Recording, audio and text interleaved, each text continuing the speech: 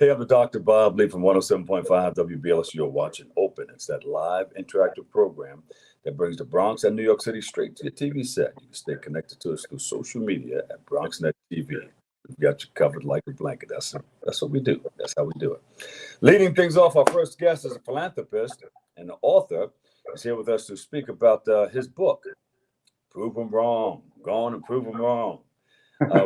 Autobiography highlighting his journey from Jamaica to the United States and his struggles also, his triumphs also, and his role as a father. Please welcome to the show, Andrew Minott.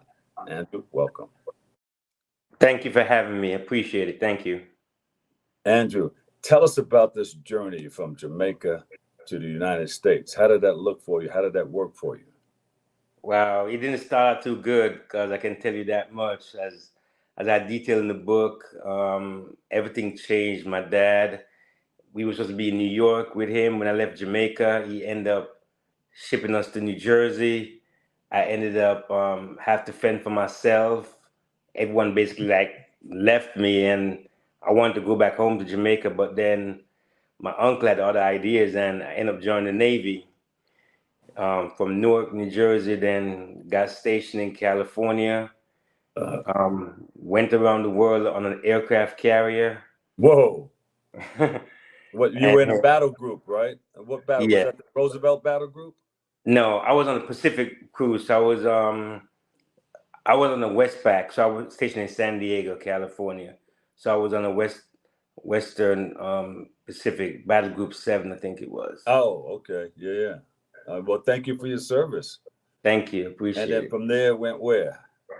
Yeah, and from the Navy, I went headed back, supposedly going back home to New Jersey, and then stopped in Texas to see my sister. Stayed there for a year, and things shifted a little bit. Then I moved on and went to college in Daytona, and from college, then I came to Miami in the hopes of going back to New Jersey. But a friend of Yeah. mine from the Navy, his mom lived in Miami, and she said, "Why don't you stay here?" And I've been here since 1991. There you go. You ever go back to visit? Yeah, I've been back because my uncle lived there. My brother that used to live there, he had moved to Arizona, Uh, and he just recently passed.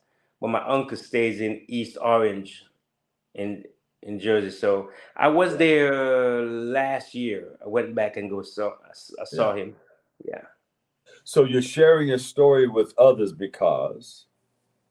Basically, the struggles of a single father, pretty much. Um, like especially like black single fathers, we get a bad rep that we're bad deadbeat and we don't provide for our children and we do all these other negative things and Yeah. the whole thing that follows us. And basically, I'm trying to show that I'm stopping the negative stereotypes and basically show that there's a lot of us out here that do things a lot for children. And we go through a lot of struggles and we fight through a lot of red tape and all things that goes with it to make sure that our children are good. But sometimes you have obstacles along the way that basically lead you to feel like you're not doing what you're supposed to be doing. And I detail a lot of that in the book Yeah. because my whole personal life is detailed in this book. A lot of Yeah. things. So, but the most important thing that you want people to know is what? What's the takeaway here? Basically, no matter what you go through, no matter what adversity, you can always Yeah. survive and rise above all of that. Because I've it's like been there, done that. There's nothing that I've not been through. Hmm. Been there, immigrant, joined the military, um, doing successful shows, concerts, having 20, 30,000 people attending, the biggest names in reggae dancehall attending, getting in trouble, Yeah. getting locked up, going away to prison, coming back, still basically being there for my children, still doing successful Yeah. concerts afterwards. And no matter what, nobody can tell you can't do something. You can always rise above all the negative stereotypes and come out above. So I'm just here to tell people that as a single father, I've done so many things in my life. you know, from basically nothing to something, nothing back to something. It's just, But it's a roller that's the coaster, ups and but downs, right? yeah, the Yeah, ups and and downs. But because I'm you've been still here, through though. a I'm lot. still here.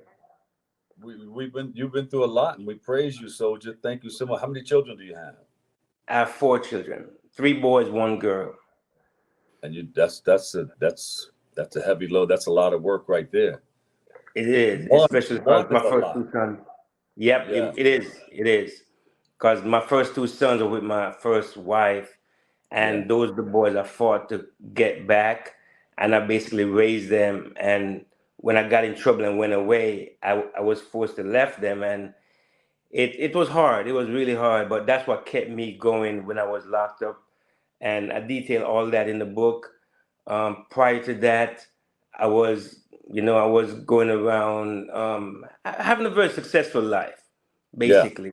You know, I was in a relationship with a very famous person who's actually in the headlines right now. I won't say who it is. But If you she's in want your to know, book. it's in the book. She's in your book. You will find out. You don't have to say who she is. So all we have to Yeah, do is pick up your book, right? We'll find out that and a whole lot more. pick up the book. But I have to See, commend you pick because up the book. It's right you here. yeah. I'm going to get into that. But I have to commend you because you can't begin to take care of children until you can first begin to take care of yourself. When did you realize that when you were locked away? It was tough because I even detail in the book it was so hard to write that part of my life Yeah. because I was very embarrassed. I was because I felt so stupid getting caught up in what I got caught up in. I was so naive. I was so trusting of people, and Yeah. but it learned me a lesson though. It taught me a big lesson that You learned a basically, lot. You learned a whole lot. yeah, I learned a lot. It is a lesson well learned. I tell you that much. I paid for it with a lot, Yeah. financially, mentally, spirit, everything within my life. I was like, it was the lowest of low I could have ever gone. I never thought I would even come back out on top. I was like, my life was over, But Yeah. Did you think about writing that book while you were in prison? no, no, never did. I never. The book was basically my publicist's idea because I was working with a rapper when I met him, Mr. Angelo Ellaby, and Oh, yeah, yeah. All right. yeah, and he told me, he said, "Why'd you write it?" I said, "Nobody wants to hear my story. Why? Why gotta do that?" And so said, so done. Here I am, because I pretty much listened to him. So Yeah. And now everybody wants to pick the book up. How did you come up with the name? Prove them wrong. I mean, it makes sense, but it was but like in the book I detailed from my upbringing when my grandparents raised me. yeah, I always had to be proving something to somebody. For whatever reason, I don't even know why my life became like that. yeah, But it was a disappointment after disappointment. Like in the book, I talk about my first major disappointment when my grandmother disappointed me, and I had to like prove something to her. I proved something to my mom because my dad wasn't there. So that's why I yeah. had to like cut the cycle in regards to being there for my sons.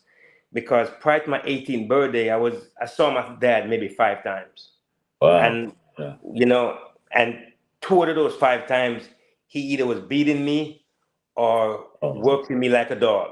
yeah, So, and it was basically I had to make sure I take a stand and say, you know what, I'm not going to perpetuate this cycle, especially with the stereotype with black single fathers and all that. So yeah. I made sure I was there for my sons Hey, throughout all the tribulations I went through. I made sure I was there.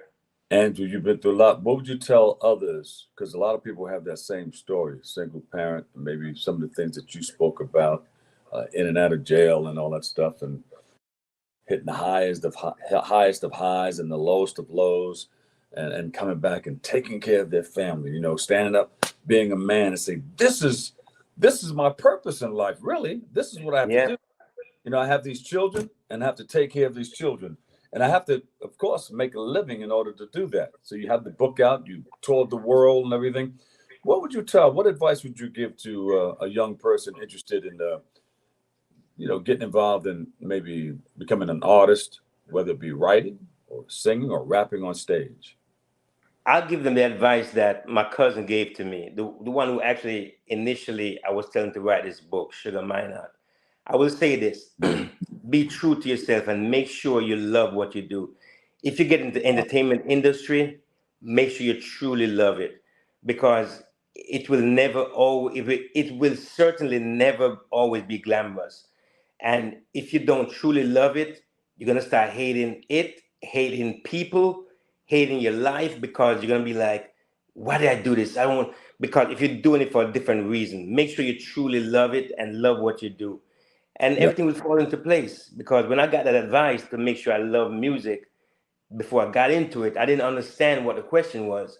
And then as soon as I got more, my cousin said, "You see, this is what I'm talking about. Make sure you truly love this." Yeah. And basically, I took his advice, and I fell in love with music, and basically that's why everything seems so easier, not easy, easier going forward. No, I hear you. Somebody once came to me and tapped on a microphone. They said, "You know what this is all about? You know what this is all about?" And my dumbass at the time said, "Yes, a microphone," to myself. But you Yeah, come to find out later on, as you grow in the business and grow in life and become more passionate about what you want to do in life, that microphone means a whole lot. I mean, a you're lot. influencing and persuading people to move in a certain direction, and it goes bigger than that. We'll speak about that at another time. But yes, I see what you're saying. You stick to your craft and just go for it. Go all the way. You just got to be passionate about it and love it. I hear what you're Yeah, saying. exactly.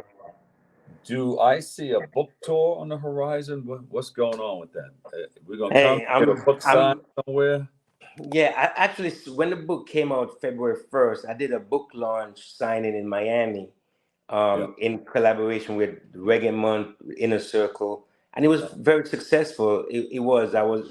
I surprised myself actually. So with that, my publicist and I, we're setting up a tour. I also want to go to Jamaica, where it all started, All basically, right. to give back and talk to a lot of kids, and visit different, like prisons, homes, whatever it is I have to do. Because if I can inspire a few people, I'm good. That's the main objective. It's And about helping others too. and what are you gonna name that tour? Proven wrong tour. There you go. There you go. That's what I'm talking about. The Prove 'em Wrong tour. Prove everybody wrong. Everybody that ever doubted you. There you Everybody go. who said you couldn't do something. You're gonna prove all them wrong. That, you know what, I can Yeah. do this. I can Yeah. rise above every obstacle and come out of it. Yeah. That's Give me what the makes. website. Give me the website, social media, and everything, and I got a wrap. Yeah, my website is www.anchorminott, my last name, anchorminott.com. And all my social media handles are Drew Minott. My Instagram at Drew Minott, my Twitter, my Facebook, everything is all Drew Minott. Yeah. Andrew Minott, author. Prove 'em wrong, baby. Nice talking to you, all right? Thank you, sir. Thank you. Appreciate it. All right. We'll take a quick break right here. I've got more open coming up next.